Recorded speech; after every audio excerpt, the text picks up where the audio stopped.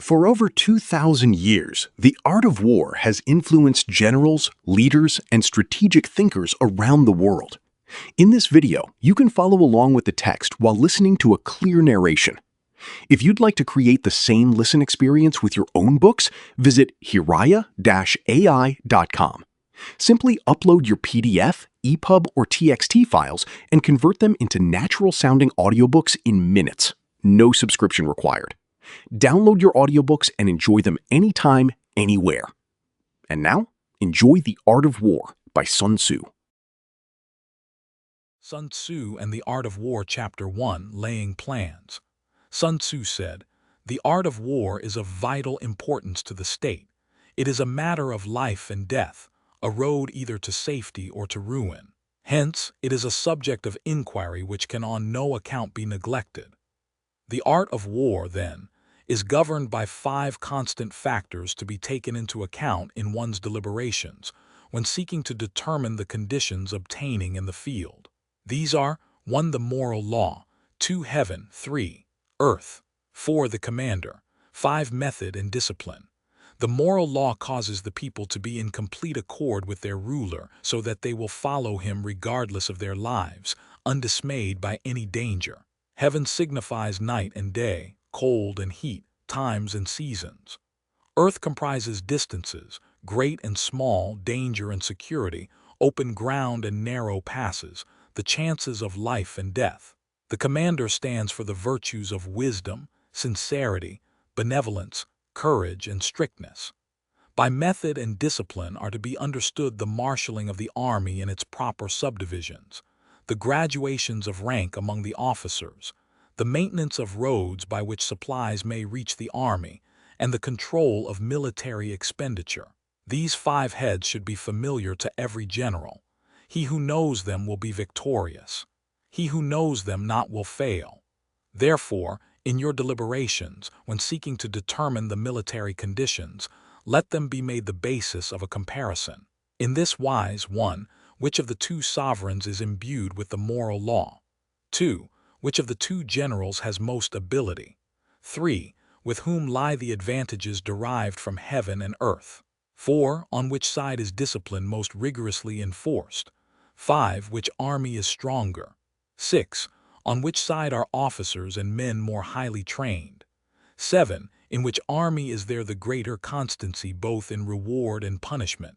By means of these 7 considerations, I can forecast victory or defeat. The general that hearkens to my counsel and acts upon it will conquer. Let such a one be retained in command. The general that hearkens not to my counsel nor acts upon it will suffer defeat. Let such a one be dismissed. While heeding the profit of my counsel, avail yourselves also of any helpful circumstances over and beyond the ordinary rules. Accordingly, as circumstances are favorable, one should modify one's plans. All warfare is based on deception. Hence, when able to attack, we must seem unable. When using our forces, we must seem inactive. When we are near, we must make the enemy believe we are far away. When far away, we must make him believe we are near. Hold out baits to entice the enemy. Feign disorder and crush him. If he is secure at all points, be prepared for him. If he is in superior strength, evade him. If your opponent is of choleric temper, seek to irritate him. Pretend to be weak that he may grow arrogant. If he is taking his ease, give him no rest. If his forces are united, separate them. Attack him when he is unprepared. Appear where you are not expected. These military devices leading to victory must not be divulged beforehand. Now, the general who wins a battle makes many calculations in his temple ere the battle is fought. The general who loses a battle makes but few calculations beforehand.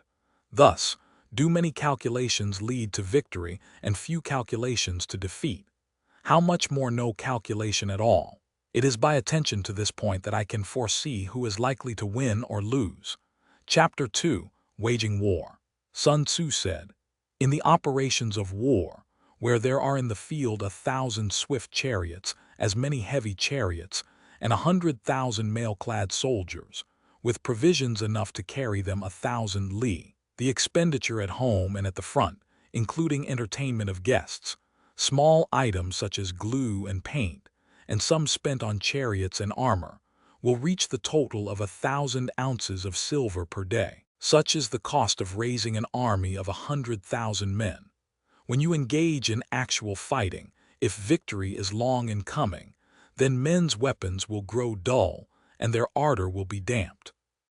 If lay siege to a town, you will exhaust your strength. Again, if the campaign is protracted, the resources of the state will not be equal to the strain. Now, when your weapons are dulled, your ardor damped, your strength exhausted, and your treasure spent, other chieftains will spring up to take advantage of your extremity. Then no man, however wise, will be able to avert the consequences that must ensue. Thus, though we have heard of stupid haste in war, cleverness has never been seen associated with long delays. There is no instance of a country having benefited from prolonged war. It is only one who is thoroughly acquainted with the evils of war that can thoroughly understand the profitable way of carrying it on.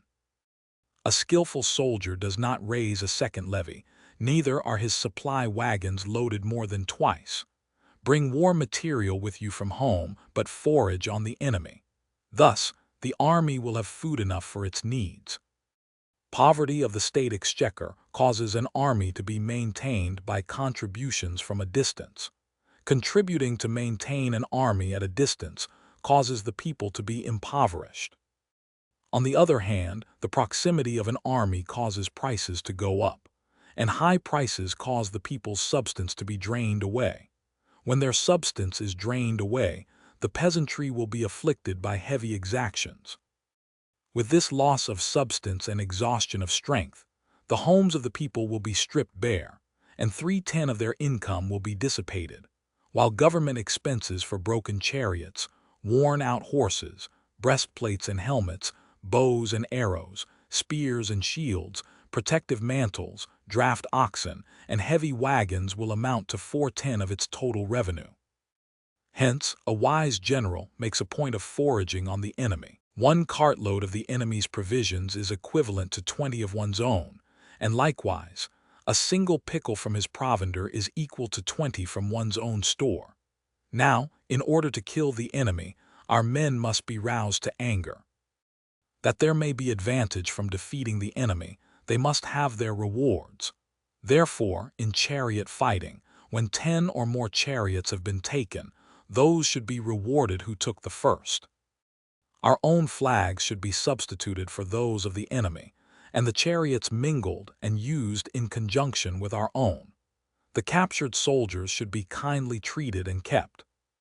This is called using the conquered foe to augment one's own strength. In war, then, let your great object be victory, not lengthy campaigns. Thus, it may be known that the leader of armies is the arbiter of the people's fate, the man on whom it depends whether the nation shall be in peace or in peril. Chapter 3: Attack by Stratagem. Sun Tzu said, "In the practical art of war, the best thing of all is to take the enemy's country whole and intact. To shatter and destroy it is not so good. So too, it is better to recapture an army entire than to destroy it. To capture a regiment, a detachment, or a company entire than to destroy them. Hence, to fight and conquer in all your battles is not supreme excellence. Supreme excellence consists in breaking the enemy's resistance without fighting.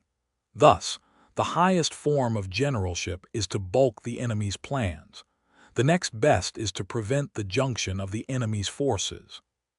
The next in order is to attack the enemy's army in the field. And the worst policy of all is to besiege walled cities. The rule is not to besiege walled cities if it can possibly be avoided.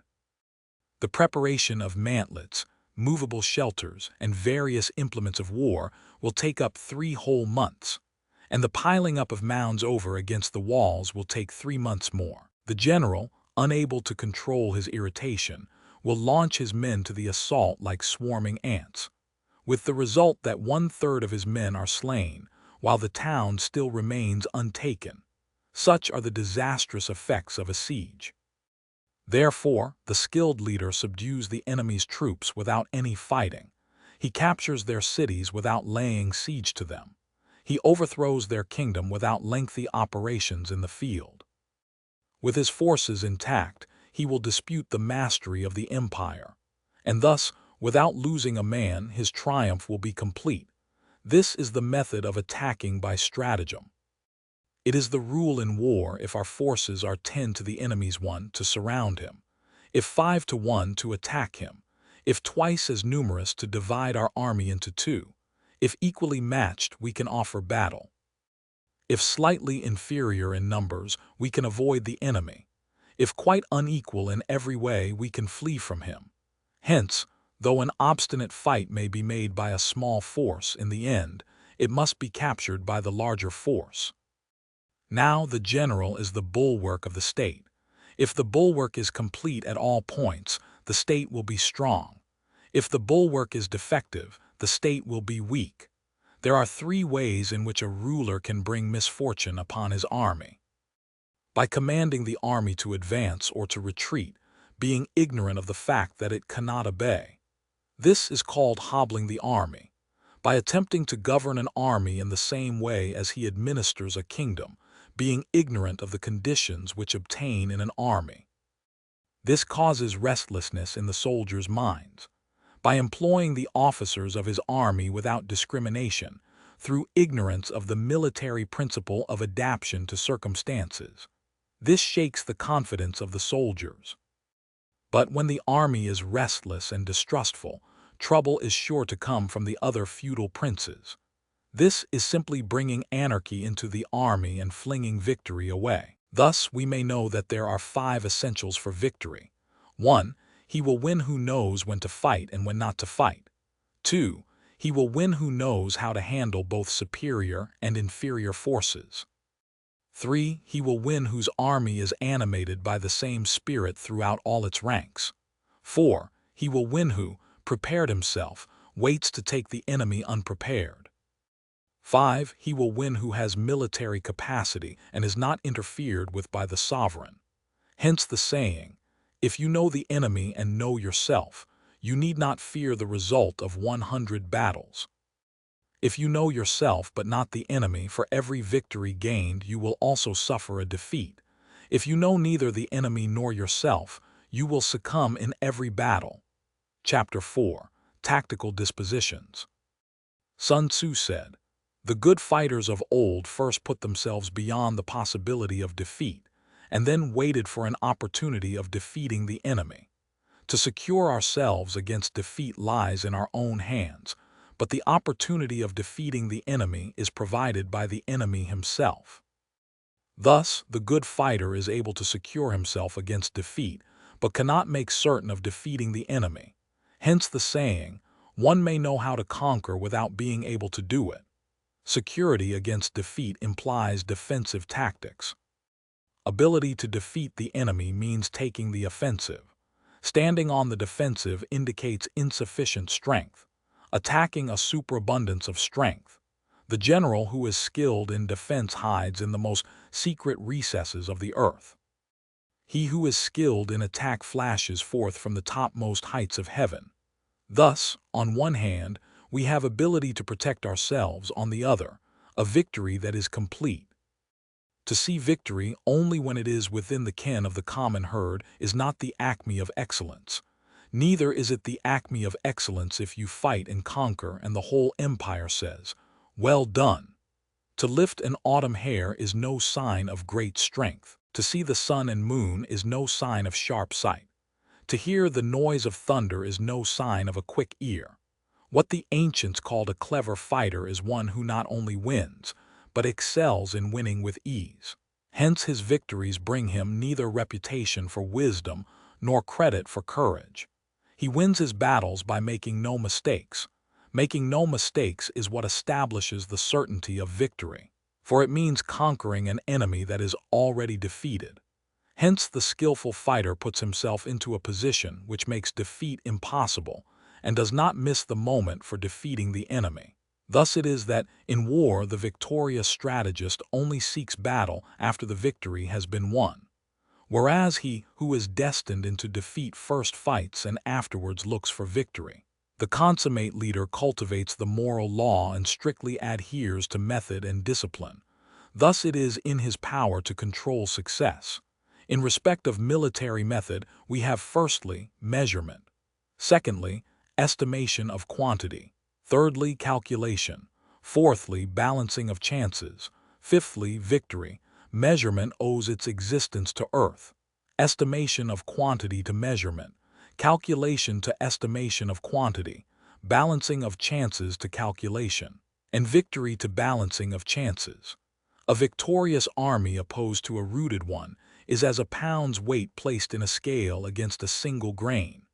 The onrush of a conquering force is like the bursting of pent-up waters into a chasm 1,000 fathoms deep. Chapter 5, Energy. Sun Tzu said, "The control of a large force is the same principle as the control of a few men. It is merely a question of dividing up their numbers.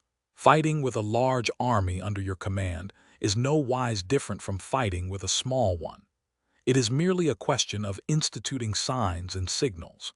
To ensure that your whole host may withstand the brunt of the enemy's attack and remain unshaken. This is effected by maneuvers direct and indirect. That the impact of your army may be like a grindstone dashed against an egg. This is effected by the science of weak points and strong. In all fighting, the direct method may be used for joining battle, but indirect methods will be needed in order to secure victory.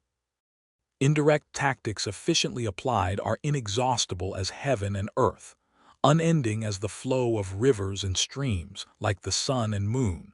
They end, but to begin anew, like the four seasons. They pass away to return once more. There are not more than 5 musical notes, yet the combinations of these 5 give rise to more melodies than can ever be heard. There are not more than 5 primary colors: blue, yellow, red, white, black. Yet in combination, they produce more hues than can ever be seen. There are not more than 5 cardinal tastes: sour, acrid, salt, sweet, bitter. Yet combinations of them yield more flavors than can ever be tasted. In battles, there are not more than 2 methods of attack, the direct and the indirect. Yet these 2 in combination give rise to an endless series of maneuvers. The direct and the indirect lead on to each other in turn. It is like moving in a circle. You never come to an end. Who can exhaust the possibilities of their combination? The onset of troops is like the rush of a torrent which will even roll stones along in its course. The quality of decision is like the well-timed swoop of a falcon, which enables it to strike and destroy its victim. Therefore, the good fighter will be terrible in his onset and prompt in his decision. Energy may be likened to the bending of a crossbow, decision to the releasing of a trigger. Amid the turmoil and tumult of battle, there may be seeming disorder, and yet no real disorder at all. Amid confusion and chaos, your array may be without head or tail, yet it will be proof against defeat. Simulated disorder postulates perfect discipline. Simulated fear postulates courage. Simulated weakness postulates strength. Hiding order between the cloak of disorder is simply a question of subdivision.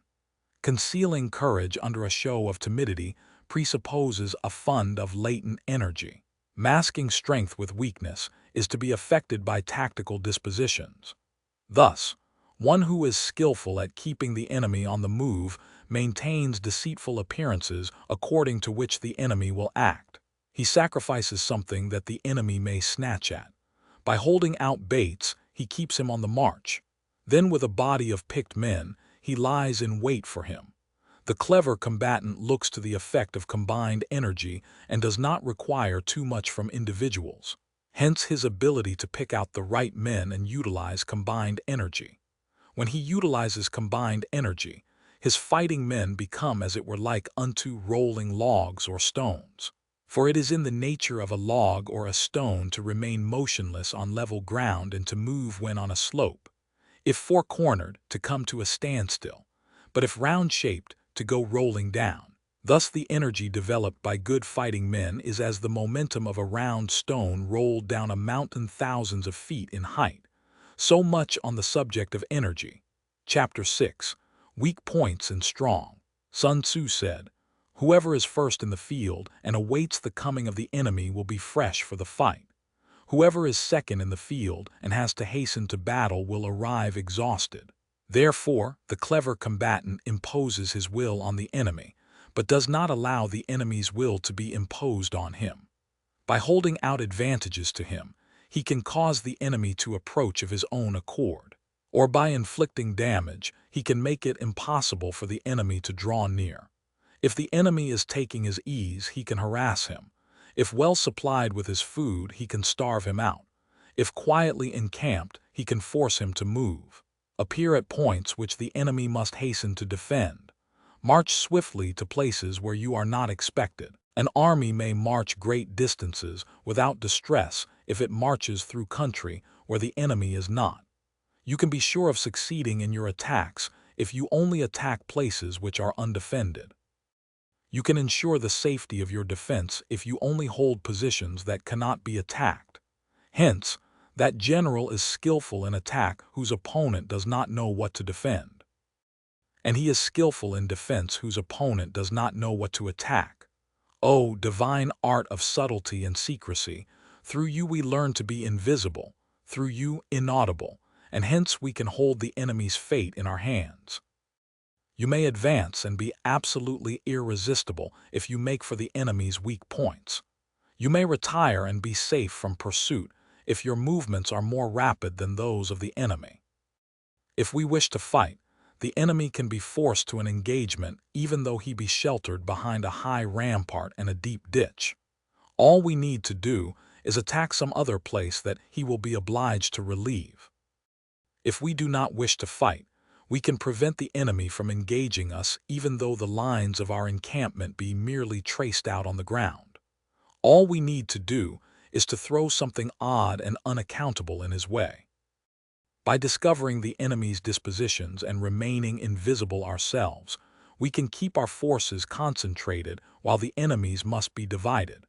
We can form a single united body while the enemy must split up into fractions. Hence, there will be a whole pitted against separate parts of a whole, which means that we shall be many to the enemy's few. And if we are able thus to attack an inferior force with a superior one, our opponents will be in dire straits. The spot where we intend to fight must not be made known, for then the enemy will have to prepare against a possible attack at several different points.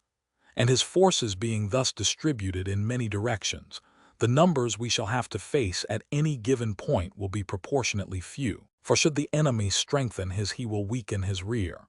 Should he strengthen his rear, he will weaken his van. Should he strengthen his left, he will weaken his right. Should he strengthen his right, he will weaken his left. If he sends reinforcements everywhere, he will everywhere be weak. Numerical weakness comes from having to prepare against possible attacks. Numerical strength from compelling our adversary to make these preparations against us. Knowing the place and the time of the coming battle, we may concentrate from the greatest distances in order to fight. But if neither time nor place be known, then the left wing will be impotent to succor the right. The right equally impotent to succor the left. The van unable to relieve the rear, or the rear to support the van. How much more so if the furthest portions of the army are anything under 100 li apart, and even the nearest are separated by several li. Though according to my estimate, the soldiers of Wei exceeded our own in number, that shall advantage them nothing in the matter of victory. I say then, that victory can be achieved. Though the enemy be stronger in numbers, we may prevent him from fighting. Scheme so as to discover his plans and the likelihood of their success. Arouse him and learn the principle of his activity or inactivity. Force him to reveal himself so as to find out his vulnerable spots. Carefully compare the opposing army with your own, so that you may know where strength is superabundant and where it is deficient. In making tactical dispositions, the highest pitch you can attain is to conceal them. Conceal your dispositions and you will be safe from the prying of the subtlest spies, from the machinations of the wisest brains. How victory may be produced for them out of the enemy's own tactics, That is what the multitude cannot comprehend. All men can see the tactics whereby I conquer, but what none can see is the strategy out of which victory is evolved. Do not repeat the tactics which have gained you one victory, but let your methods be regulated by the infinite variety of circumstances. Military tactics are like unto water. For water in its course runs away from high places and hastens downwards. So, in war, the way is to avoid what is strong and to strike at what is weak. Water shapes its course according to the nature of the ground over which it flows. The soldier works out his victory in relation to the foe whom he is facing. Therefore, just as water retains no constant shape, so in warfare there are no constant conditions. He who can modify his tactics in relation to his opponent and thereby succeed in winning may be called a heaven-born captain. The 5 elements, water, fire, wood, metal, earth, are not always equally predominant. The 4 seasons make way for each other in turn. There are short days and long. The moon has its periods of waning and waxing. Chapter 7, Manoeuvring. Sun Tzu said, in war, the general receives his commands from the sovereign. Having collected an army and concentrated his forces, he must blend and harmonize the different elements thereof before pitching his camp. After that comes tactical maneuvering, than which there is nothing more difficult. The difficulty of tactical maneuvering consists in turning the devious into the direct and misfortune into gain. Thus, to take a long and circuitous route after enticing the enemy out of the way, and those starting after him to contrive to reach the goal before him, shows knowledge of the artifice of deviation. Maneuvering with an army is advantageous, with an undisciplined multitude most dangerous. If you set a fully equipped army in march in order to snatch an advantage, the chances are that you will be too late. On the other hand, to detach a flying column for the purpose involves the sacrifice of its baggage and stores. Thus, if you order your men to roll up their buff coats and make forced marches without halting day or night, covering double the usual distance at a stretch, doing 100 li in order to wrest an advantage, the leaders of all your 3 divisions will fall into the hands of the enemy. The stronger men will be in front, the jaded ones will fall behind, and on this plan only 1/10 of your army will reach its destination. If you march 50 li in order to outmaneuver the enemy, you will lose the leader of your 1st division, and only half your force will reach the goal. If you march 30 li with the same object, 2/3 of your army will arrive. We may take it then that an army without its baggage train is lost. Without provisions it is lost. Without bases of supply it is lost. We cannot enter into alliance until we are acquainted with the designs of our neighbors. We're not fit to lead an army on the march unless we are familiar with the face of the country, its mountains and forests, its pitfalls and precipices, its marshes and swamps. We shall be unable to turn natural advantage to account unless we make use of local guides. In war, practice dissimulation and you will succeed. Whether to concentrate or to divide your troops must be decided by circumstances. Let your rapidity be that of the wind, your compactness that of the forest. In raiding and plundering be like fire. Immovability is like a mountain. Let your plans be dark and impenetrable as night, and when you move, fall like a thunderbolt. When you plunder a countryside, let the spoil be divided amongst your men. When you capture new territory, cut it up into allotments for the benefit of the soldiery. Ponder and deliberate before you make a move. He will conquer who has learned the artifice of deviation. Such is the art of maneuvering. The Book of Army Management says, on the field of battle, the spoken word does not carry far enough. Hence, the institution of gongs and drums, nor can ordinary objects be seen clearly enough. Hence, the institution of banners and flags. Gongs and drums, banners and flags are means whereby the ears and eyes of the host may be focused on one particular point. The host, thus forming a single united body, it is impossible either for the brave to advance alone or for the cowardly to retreat alone. This is the art of handling large masses of men. In night fighting, then, make much use of signal fires and drums, and in fighting by day, of flags and banners as a means of influencing the ears and eyes of your army. The whole army may be robbed of its spirit. A commander-in-chief may be robbed of his presence of mind. Now, a soldier's spirit is keenest in the morning. By noonday, it has begun to flag, and in the evening his mind is bent only on returning to camp. A clever general, therefore, avoids an army when the spirit is keen, but attacks it when it is sluggish and inclined to return. This is the art of studying moods, disciplined and calm, to await the appearance of disorder and hubbub amongst the enemy. This is the art of retaining self-possession, to be near the goal while the enemy is still far from it, to wait at ease while the enemy is toiling and struggling, to be well fed while the enemy is famished. This is the art of husbanding one's strength. To refrain from intercepting an enemy whose banners are in perfect order, to refrain from attacking an army drawn up in calm and confident array. This is the art of studying circumstances. It is a military axiom not to advance uphill against the enemy, nor to oppose him when he comes downhill. Do not pursue an enemy who simulates flight. Do not attack soldiers whose temper is keen. Do not swallow bait offered by the enemy. Do not interfere with an army that is returning home. When you surround an army, leave an outlet free.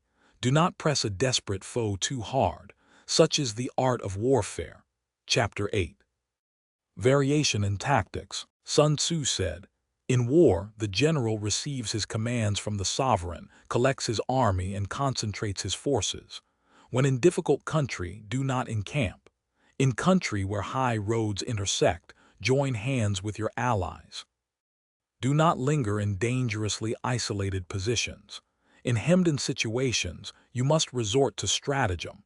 In desperate position, you must fight. There are roads which must not be followed, armies which must not be attacked, towns which must be besieged, positions which must not be contested, commands of the sovereign which must not be obeyed." The general who thoroughly understands the advantages that accompany variation of tactics knows how to handle his troops. The general who does not understand these may be well acquainted with the configuration of the country, yet he will not be able to turn his knowledge to practical account. So the student of war who is unversed in the art of war of varying his plans, even though he be acquainted with the 5 advantages, will fail to make the best use of his men. Hence, in the wise leader's plans, considerations of advantage and of disadvantage will be blended together. If our expectation of advantage be tempered in this way, we may succeed in accomplishing the essential part of our schemes.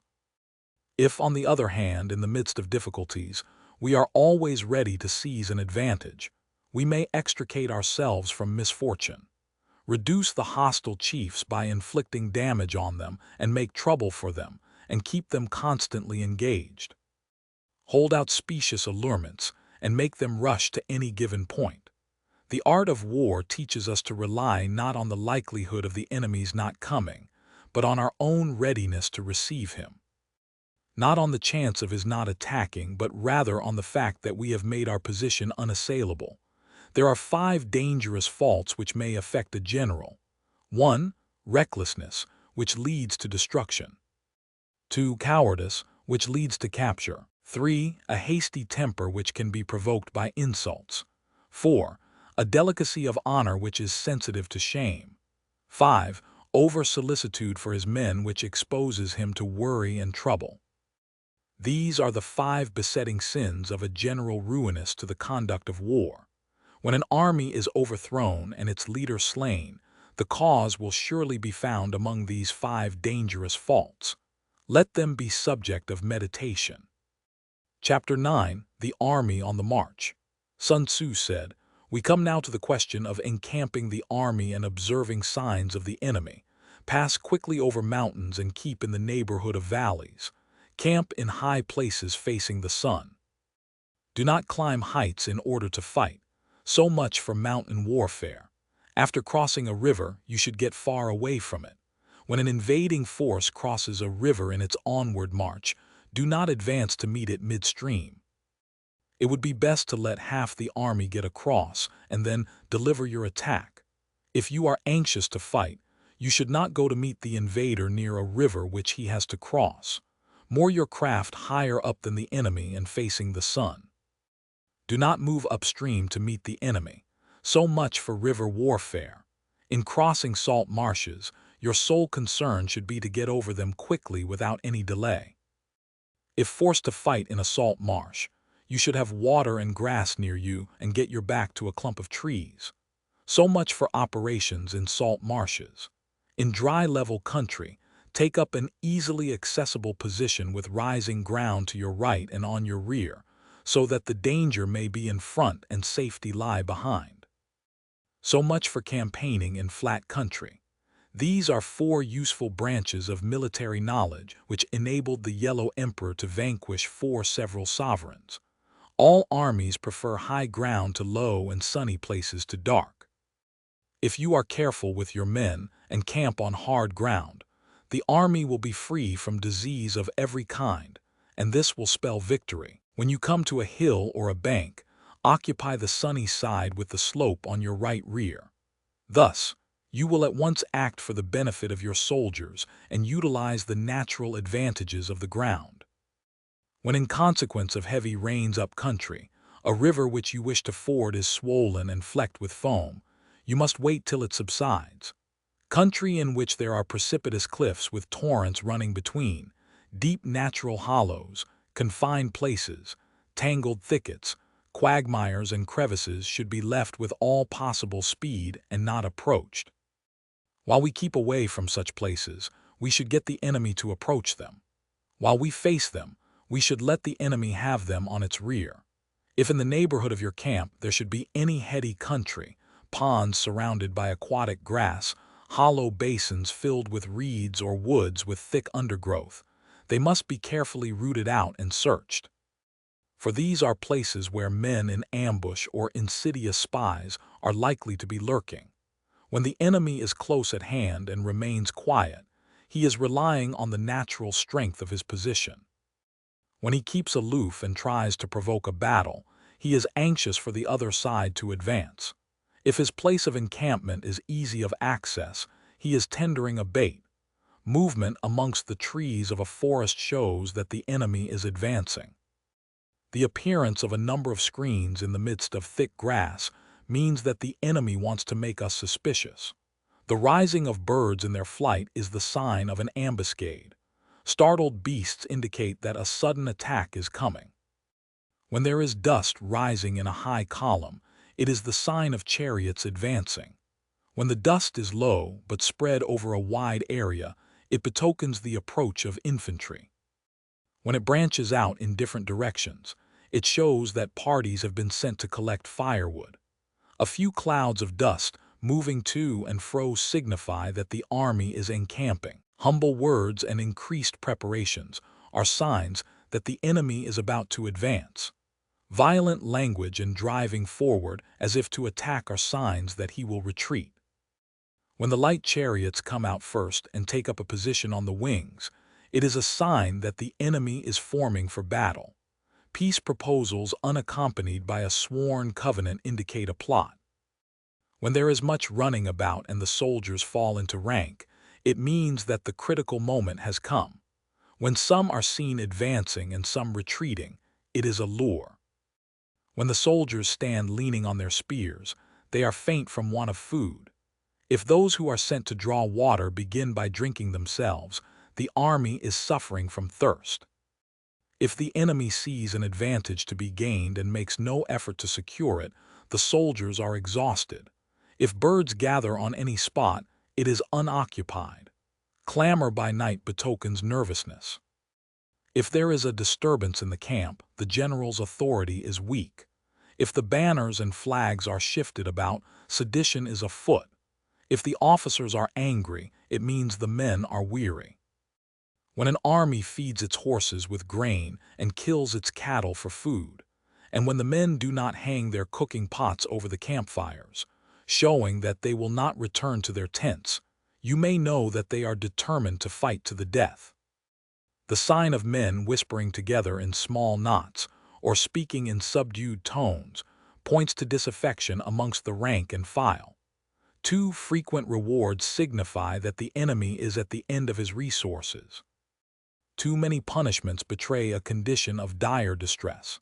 To begin by bluster, but afterwards to take fright at the enemy's numbers, shows a supreme lack of intelligence.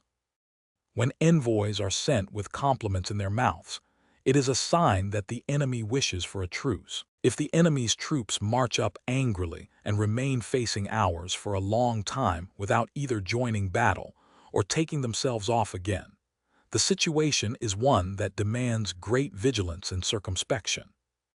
If our troops are no more in numbers than the enemy, that is amply sufficient. It only means that no direct attack can be made. What we can do is simply to concentrate all our available strength. Keep a close watch on the enemy and obtain reinforcements. He who exercises no forethought but makes light of his opponents is sure to be captured by them. If soldiers are punished before they have grown attached to you, they will not prove submissive, and unless submissive, then will be practically useless. If, when soldiers have become attached to you, punishments are not enforced, they will still be useless. Therefore, soldiers must be treated in the first instance with humanity, but kept under control by means of iron discipline. This is a certain road to victory. If in training soldiers commands are habitually enforced, the army will be well disciplined. If not, its discipline will be bad. If a general shows confidence in his men but always insists on his orders being obeyed, the gain will be mutual. Chapter 10, Terrain. Sun Tzu said, "We may distinguish 6 kinds of terrain, to wit, 1. Accessible ground, 2. Entangling ground, 3. Temporizing ground, 4. Narrow passes, 5. Precipitous heights. 6. Positions at a great distance from the enemy. Ground which can be freely traversed by both sides is called accessible. With regard to ground of this nature, be before the enemy in occupying the raised and sunny spots, and carefully guard your line of supplies. Then you will be able to fight with advantage. Ground which can be abandoned but is hard to reoccupy is called entangling.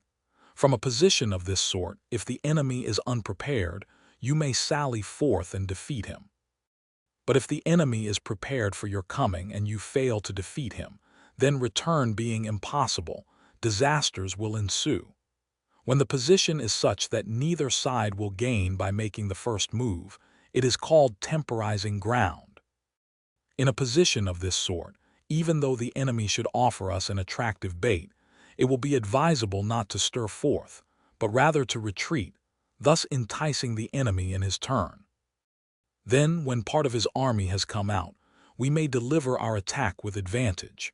With regard to narrow passes, if you can occupy them first, let them be strongly garrisoned and await the advent of the enemy. Should the army forestall you in occupying a pass, do not go after him if the pass is fully garrisoned, but only if it is weakly garrisoned. With regard to precipitous heights, if you are beforehand with your adversary, you should occupy the raised and sunny spots, and there wait for him to come up. If the enemy has occupied them before you, do not follow him, but retreat and try to entice him away. If you are situated at a great distance from the enemy and the strength of the 2 armies is equal, it is not easy to provoke a battle, and fighting will be to your disadvantage. These 6 are the principles connected with earth. The general who has attained a responsible post must be careful to study them. Now, an army is exposed to 6 several calamities not arising from natural causes, but from faults for which the general is responsible. These are 1. Flight, 2. Insubordination, 3. Collapse, 4. Ruin, 5. Disorganization, 6. Rout. Now, the conditions being equal, if one force is hurled against another 10 times its size, the result will be the flight of the former. When the common soldiers are too strong and their officers too weak, The result is insubordination. When the officers are too strong and the common soldiers too weak, the result is collapse. When the higher officers are angry and insubordinate, and on meeting the enemy give battle on their own account from a feeling of resentment before the commander-in-chief can tell whether or no he is in a position to fight, the result is ruin.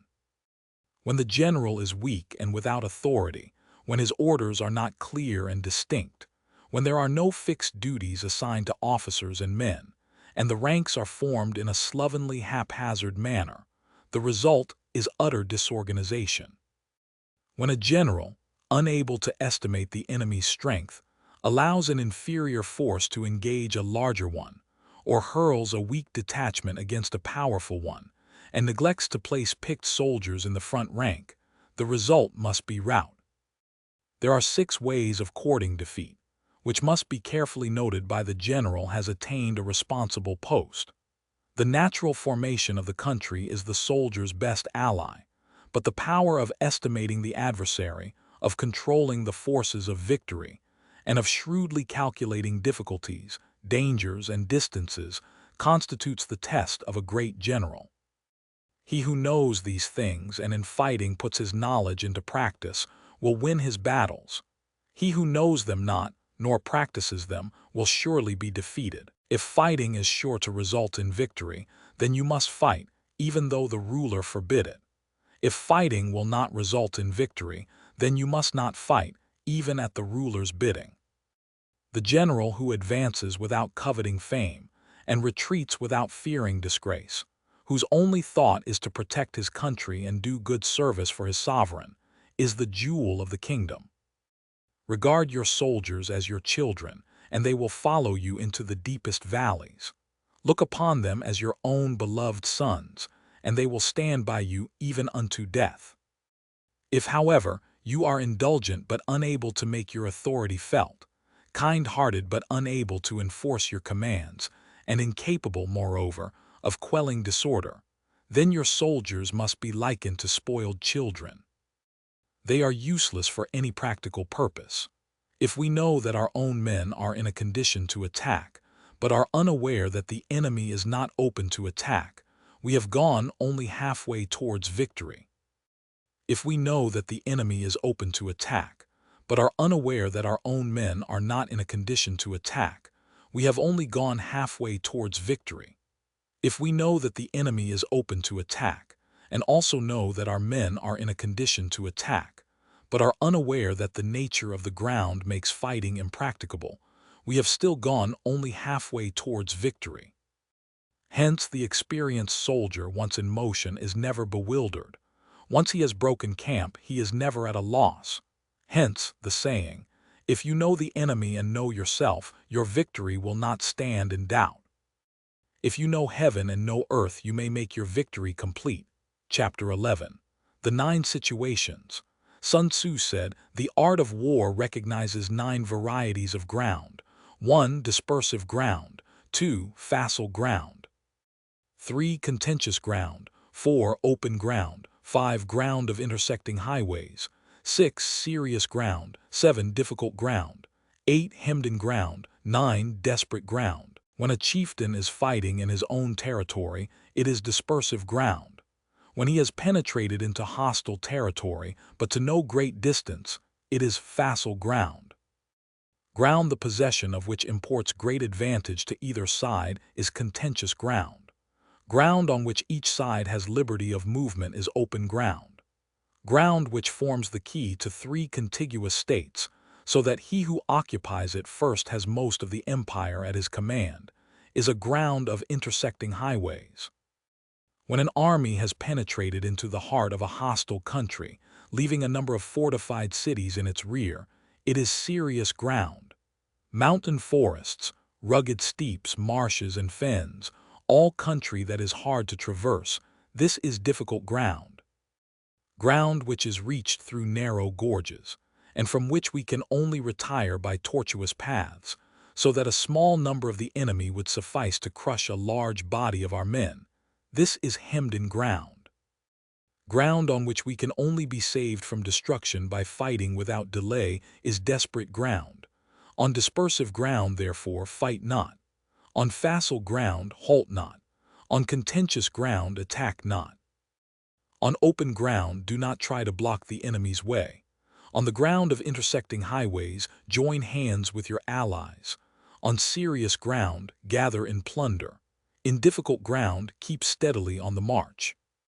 On hemmed-in ground, resort to stratagem. On desperate ground, fight.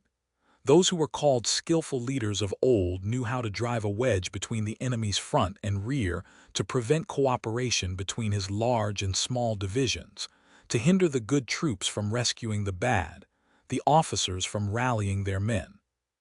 When the enemy's men were united, they managed to keep them in disorder. When it was to their advantage, they made a forward move. When otherwise, they stopped still. If asked how to cope with a great host of the enemy in orderly array, and on the point of marching to the attack, I should say, begin by seizing something which your opponent holds dear. Then he will be amenable to your will. Rapidity is the essence of war. Take advantage of the enemy's unreadiness. Make your way by unexpected routes and attack unguarded spots. The following are the principles to be observed by an invading force. The further you penetrate into a country, the greater will be the solidarity of your troops, and thus the defenders will not prevail against you. Make forays in fertile country in order to supply your army with food. Carefully study the well-being of your men and do not overtax them. Concentrate your energy and hoard your strength.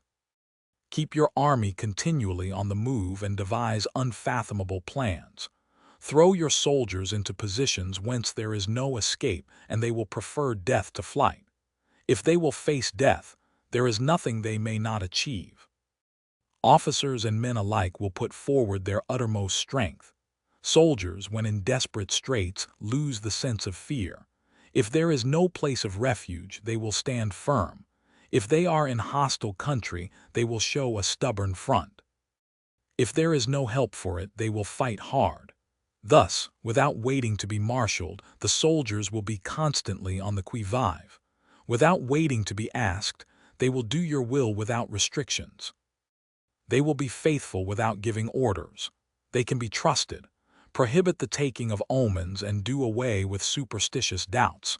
Then, until death itself comes, no calamity need be feared.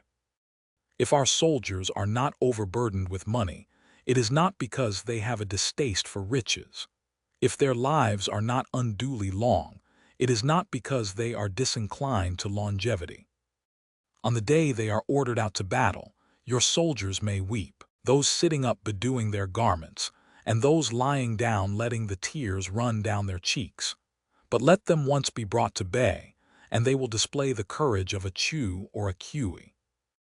The skillful tactician may be likened to the Shy Jan. Now, the Shy Jan is a snake that is found in the Chung Mountains. Strike its head, and you will be attacked by its tail. Strike at its tail, and you will be attacked by its head. Strike at its middle, and you will be attacked by the head and tail both. Asked if an army can be made to imitate the Shy Jan, I should answer yes. For the men of Wu and the men of Yue are enemies. Yet, if they are crossing a river in the same boat and are caught by a storm, they will come to each other's assistance, just as the left hand helps the right. Hence, it is not enough to put one's trust in the tethering of horses and the burying of chariot wheels in the ground. The principle on which to manage an army is to set up one standard of courage, which all must reach. How to make the best of both strong and weak, that is a question involving the proper use of ground. Thus, the skillful general conducts his army just as though he were leading a single man, willy-nilly, by the hand. It is the business of a general to be quiet and thus ensure secrecy, upright and just, and thus maintain order. He must be able to mystify his officers and men by false reports and appearances, and thus keep them in total ignorance. By altering his arrangements and changing his plans, he keeps the enemy without definite knowledge. By shifting his camp and taking circuitous routes, he prevents the enemy from anticipating his purpose. At the critical moment, The leader of an army acts like one who has climbed up a height and then kicks away the ladder behind him. He carries his men deep into hostile territory before he shows his hand. He burns his boats and breaks his cooking pots. Like a shepherd driving a flock of sheep, he drives his men this way and that, and none knows whether he is going. To master his host and bring it into danger, this may be termed the business of the general. The different measures suited to the 9 varieties of ground, the expediency of aggressive or defensive tactics, and the fundamental laws of human nature, these are things that must most certainly be studied. When invading hostile territory, the general principle is that penetrating deeply brings cohesion. Penetrating but a short way means dispersion. When you leave your own country behind and take your army across neighborhood territory, you find yourself on critical ground. Where there are means of communication on all 4 sides, the ground is one of intersecting highways. When you penetrate deeply into a country, it is serious ground. When you penetrate but a little way, it is facile ground. When you have your enemy's strongholds on your rear and narrow passes in front, it is hemmed in ground. When there is no place of refuge at all, it is desperate ground. Therefore, on dispersive ground, I would inspire my men with unity of purpose. On facile ground, I would see that there is close connection between all parts of my army. On contentious ground, I would hurry up my rear. On open ground, I would keep a vigilant eye on my defenses. On ground of intersecting highways, I would consolidate my alliances. On serious ground, I would try to ensure a continuous stream of supplies. On difficult ground, I would keep pushing on along the road. On hemmed-in ground, I would block any way of retreat. On desperate ground, I would proclaim to my soldiers the hopelessness of saving their lives, for it is the soldier's disposition to offer an obstinate resistance when surrounded, to fight hard when he cannot help himself, and to obey promptly when he has fallen into danger. We cannot enter into alliance with the neighboring princes until we are acquainted with their designs. We are not fit to lead an army on the march unless we are familiar with the face of the country, its mountains and forests, its pitfalls and precipices, its marshes and swamps. We shall be unable to turn natural advantages to account unless we make use of local guides. To be ignorant of any one of the following 4 or 5 principles does not befit a warlike prince. When a warlike prince attacks a powerful state, his generalship shows itself in preventing the concentration of the enemy's forces. He overawes his opponents, and their allies are prevented from joining against him. Hence, he does not strive to ally himself with all and sundry, nor does he foster the power of other states. He carries out his own secret designs, keeping his antagonists in awe. Thus, he is able to capture their cities and overthrow their kingdoms, bestow rewards without regard to rule, issue orders without regard to previous arrangements, and you will be able to handle a whole army as though you had to do it with but a single man. Confront your soldiers with the deed itself. Never let them know your design. When the outlook is bright, bring it before their eyes, but tell them nothing when the situation is gloomy. Place your army in deadly peril and it will survive. Plunge it into desperate straits and it will come off in safety. For it is precisely when a force has fallen into harm's way that it is capable of striking a blow for victory. Success in warfare is gained by carefully accommodating ourselves to the enemy's purpose. By persistently hanging on to the enemy's flank, we shall succeed in the long run in killing the commander-in-chief. This is called ability to accomplish a thing by sheer cunning. On the day that you take up your command, block the frontier passes, destroy the official tallies, and stop the passage of all emissaries. Be stern in the council chamber so that you may control the situation. If the enemy leaves the door open, you must rush in. Forestall your opponent by seizing what he holds dear, and subtly contrive to time his arrival on the ground. Walk in the path defined by rule, and accommodate yourself to the enemy until you can fight a decisive battle. At first, then, exhibit the coyness of a maiden until the enemy gives you an opening. Afterwards, emulate the rapidity of a running hare, and it will be too late for the enemy to oppose you. Chapter 12. The Attack by Fire. Sun Tzu said, "There are 5 ways of attacking with fire. The first is to burn the soldiers in their camp. The second is to burn stores. The third is to burn baggage trains. The fourth is to burn arsenals and magazines. The fifth is to hurl dropping fire amongst the enemy. In order to carry out an attack, we must have means available. The material for raising fire should always be kept in readiness.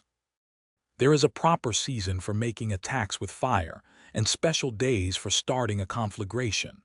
The proper season is when the weather is very dry. The special days are those when the moon is in the constellations of the sieve, the wall, the wing, or the crossbar. For these 4 are all days of rising wind. In attacking with fire, one should be prepared to meet 5 possible developments.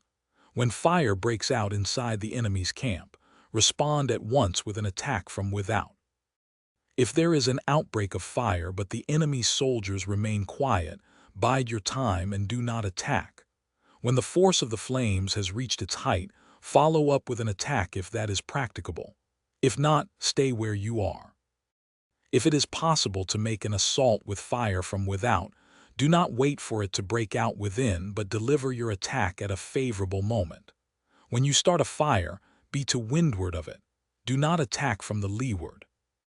A wind that rises in the daytime lasts long, but the night breeze soon falls. In every army, the 5 developments connected with fire must be known, the movements of the stars calculated, and a watch kept for the proper days.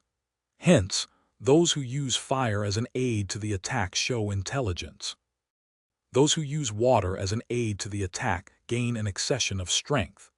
By means of water, an enemy may be intercepted, but not robbed of all his belongings.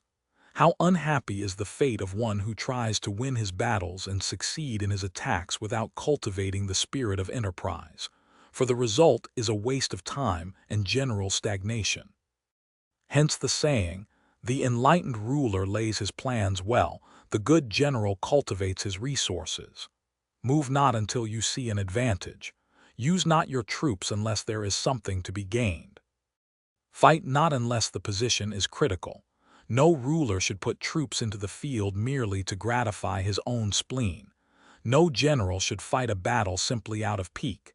If it is to your advantage, make a forward move. If not, stay where you are. Anger may in time change to gladness. Vexation may be succeeded by content. But a kingdom that has once been destroyed can never come back again into being, nor can the dead ever be brought back to life. Hence the enlightened ruler is heedful, and the good general full of caution. This is the way to keep a country at peace and an army intact. Chapter 13. The Use of Spies. Sun Tzu said, "Raising a host of 100 men and marching them great distances entails heavy loss on the people and a drain on the resources of the state. The daily expenditure will amount to 1 oz of silver. There will be commotion at home and abroad, and men will drop down exhausted on the highways. As many as 700 families will be impeded in their labor. Hostile armies may face each other for years striving for the victory which is decided in a single day. This being so, to remain in ignorance of the enemy's condition simply because one grudges the outlay of 100 oz of silver in honors and emoluments is the height of inhumanity. One who acts thus is no leader of men, no present help to his sovereign, no master of victory. Thus, what enables the wise sovereign and the good general to strike and conquer and achieve things beyond the reach of ordinary men is foreknowledge. Now, this foreknowledge cannot be elicited from spirits. It cannot be obtained inductively from experience nor by any deductive calculation. Knowledge of the enemy's dispositions can only be obtained from other men. Hence the use of spies, of whom there are 5 classes. 1. Local spies. 2. Inward spies. 3. Converted spies. 4. Doomed spies. 5. Surviving spies. When these 5 kinds of spy are all at work, none can discover the secret system. This is called divine manipulation of the threads. It is the sovereign's most precious faculty. Having local spies means employing the services of the inhabitants of a district. Having inward spies making use of officials of the enemy. Having converted spies getting hold of the enemy's spies and using them for our own purposes. Having doomed spies doing certain things openly for purposes of deception and allowing our spies to know of them and report them to the enemy. Surviving spies, finally, are those who bring back news from the enemy's camp. Hence it is that which none in the whole army are more intimate relations to be maintained than with spies. None should be more liberally rewarded. In no other business should greater secrecy be preserved. Spies cannot be usefully employed without a certain intuitive sagacity. They cannot be properly managed without benevolence and straightforwardness. Without subtle ingenuity of mind, one cannot make certain of the truth of their reports. Be subtle, and use your spies for every kind of business. If a secret piece of news is divulged by a spy before the time is ripe, he must be put to death together with the man to whom the secret was told.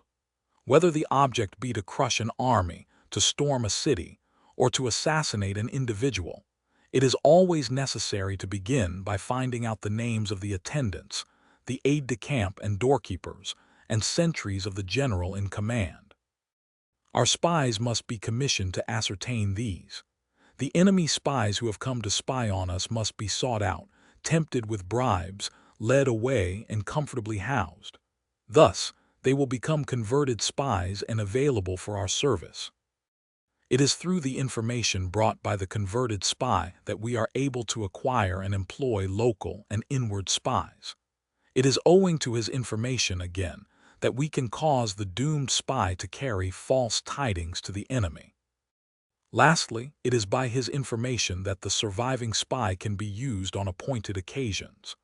The end and aim of spying in all its 5 varieties is knowledge of the enemy, and this knowledge can only be derived in the first instance from the converted spy. Hence, it is essential that the converted spy be treated with the utmost liberality. Of old, the rise of the Yin dynasty was due to Ai Qi, who had served under the Hsia. Likewise, the rise of the Chu dynasty was due to Lu Ya, who served under the Yin. Hence, it is only the enlightened ruler and the wise general who will use the highest intelligence of the army for purposes of spying, and thereby they achieve great results. Spies are a most important element in warfare, because on them depends an army's ability to move.